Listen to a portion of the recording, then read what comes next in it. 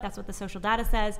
But that's because when you're in it for life and you're in it to really love this person, be committed and learn them and do whatever you can for them, you learn pleasure with them.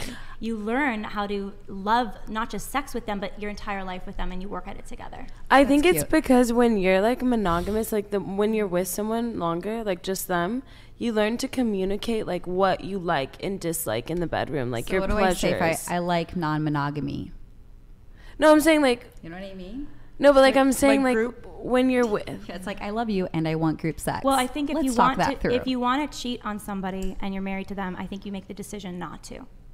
Yeah, and that's where I have different beliefs from religion, which is about sacrifice. I believe in honoring desires, and like, again, do not too. saying I think go out on a whim and just do whatever, but I think that actually is true love. Can you love me in my fullness? And in my fullness, I'm non-monogamous. In my fullness, I want to have sex with other people. In my fullness, I'm very sexual. If that's too much for you, I can't be with you, and I bless and release you. See, I think you're making an identity out of your desires, but your identity think is you are not just how too. what you desire. You're making your identity out of your desires. Just because mine are sexual, you're making that about me, but you make an identity out of your desires for monogamy, for marriage, for procreation. That's your identity.